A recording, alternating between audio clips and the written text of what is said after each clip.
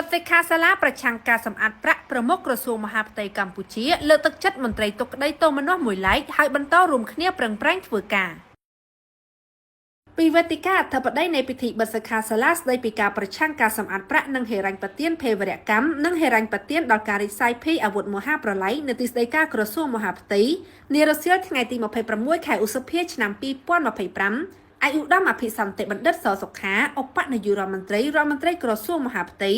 บันทลายเลือกจัดดอลมันตรีเปียป้อนขนมสมัติกัจประชังการสำอัดประร่วมแต่งการเงียบประโยชน์ประชังในอำเภอชอบบ้าตามประป้อนออนไลน์นังการเงียบประโยชน์ประชังในอำเภอจุดโดมันดุบรรทอการขัดขำเปล่งแปลงធ្វើការងារតាមទូនាទីភារកិច្ចរបស់ខ្លួនឲ្យបានល្អជាជាងមានក្តីទោមនស្សចំពោះការវិដំឡៃពីក្រុមអ្នកស្រាវជ្រាវឬរបាយការណ៍ចេញពីស្ថាប័នណាមួយដែលមិនឆ្លុះបញ្ចាំងពីការពិតអំពីការខិតខំប្រឹងប្រែងរបស់មន្ត្រីនៃរាជរដ្ឋាភិបាលកម្ពុជារួមទាំងក្រសួងមហាផ្ទៃជំវិញការងារប្រឆាំងការសម្អាតប្រាក់នៅកម្ពុជាអាយុដំអភិសន្តិបណ្ឌិតឧបនាយករដ្ឋមន្ត្រីបានរំលឹកអំពីកិច្ចខិតខំប្រឹងប្រែងរបស់រាជរដ្ឋាភិបាលនីតិកាលទី6ក្រោមការដឹកនាំរបស់សម្ដេចអគ្គមហាសេនាបតីតេជោហ៊ុនសែនអតីតនាយករដ្ឋមន្ត្រីនិងបច្ចុប្បន្នជាប្រធានប្រសិទ្ធិដែលពេលនោះមានសម្ដេចក្រឡាហោមសខេងអតីតឧបនាយករដ្ឋមន្ត្រីក្រសួងមហាផ្ទៃបច្ចុប្បន្នជាឧត្តមប្រឹក្សាផ្ទាល់ព្រះមហាក្សត្រជាសេនាធិការបានបង្កើតនយោបាយទាំងយន្តការច្បាប់និងយន្តការអនុវត្តការងារជាច្រើនរហូតឈានដល់ការរំដោះប្រទេសកម្ពុជាចេញពីបញ្ជីប្រភេទប្រឆាំងការសម្អាតប្រាក់ដែលដាក់ដល់អង្គការហ្វាតបើតាមប្រមុខក្រសួងមហាផ្ទៃរាជរដ្ឋាភិបាលកម្ពុជាបច្ចុប្បន្នក្រោមការដឹកនាំរបស់សម្ដេចមហាបវរធិបតីហ៊ុនម៉ាណែតនាយករដ្ឋមន្ត្រីនិងក្នុងនោះក៏មានក្រសួងមហាផ្ទៃជាសេនាធិការលើការងារមួយចំណែកនៃការប្រយុទ្ធប្រឆាំងការសម្អាតប្រាក់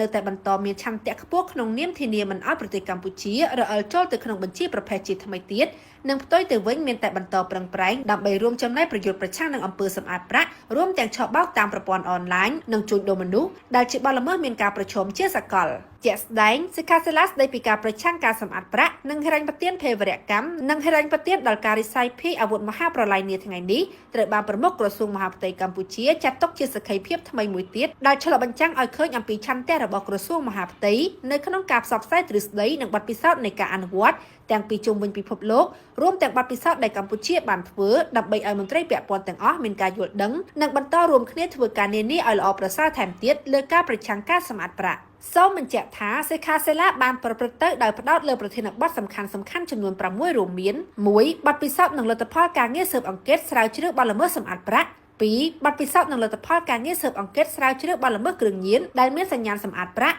3. បទពិសោធន៍និងលទ្ធផលការងារស៊ើបអង្កេតស្រាវជ្រាវបទល្មើសឆបោកតាមប្រព័ន្ធ Digital និងរូបិយប័ណ្ណ Digital 4. បទពិសោធន៍និងលទ្ធផលការងារស៊ើបអង្កេតស្រាវជ្រាវបទល្មើសកាតព្វកិច្ចសារពើពន្ធរបស់សមាគមនិងអង្គការមិនមែនរដ្ឋាភិបាល